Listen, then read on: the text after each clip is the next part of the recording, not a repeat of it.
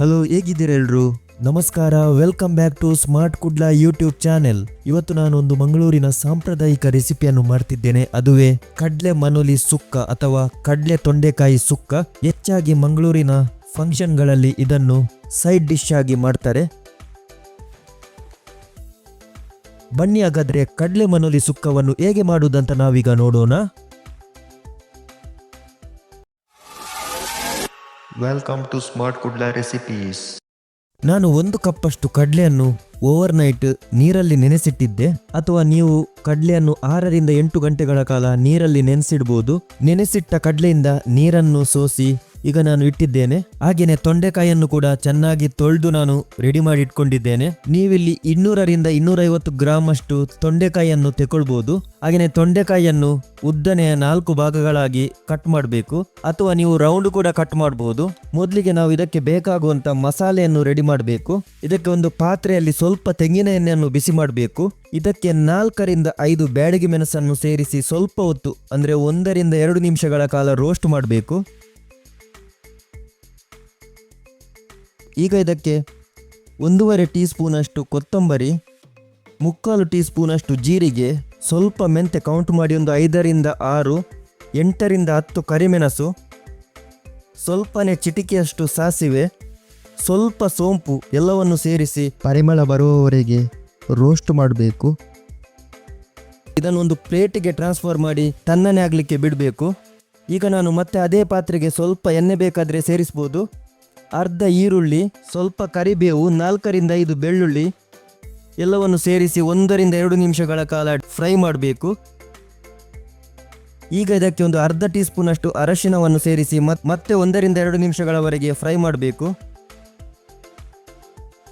ಈಗ ಇದು ಕೂಡ ಆಗಿದೆ.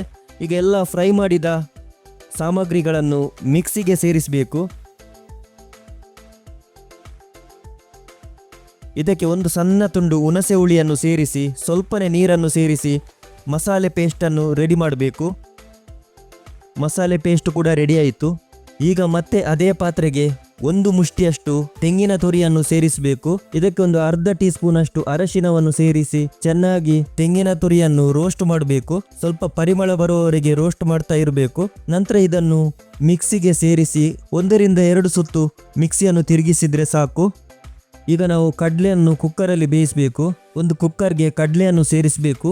ಇದಕ್ಕೆ ಒಂದು ಅರ್ಧ ಕತ್ತರಿಸಿದ ಈರುಳ್ಳಿ, ಒಂದು 1/4 ಟೀ ಸ್ಪೂನ್ ಅಷ್ಟು ಇಂಗು, ಹಾಗೇನೆ ರುಚಿಗೆ ತಕ್ಕಷ್ಟು ಉಪ್ಪು ಎಲ್ಲವನ್ನು ಚೆನ್ನಾಗಿ ಮಿಕ್ಸ್ ಮಾಡಬೇಕು. ನಂತರ ಕುಕ್ಕರಲ್ಲಿ ಒಂದು 3 ರಿಂದ 4 ವಿಸಿಲ್ ಅಥವಾ ಕಡಲೆ ಬೇಯುವವರೆಗೆ ಕುಕ್ಕರಲ್ಲಿ ವಿಸಿಲ್ ತೆಗೆದು ಬೇಯಿಸಬೇಕು.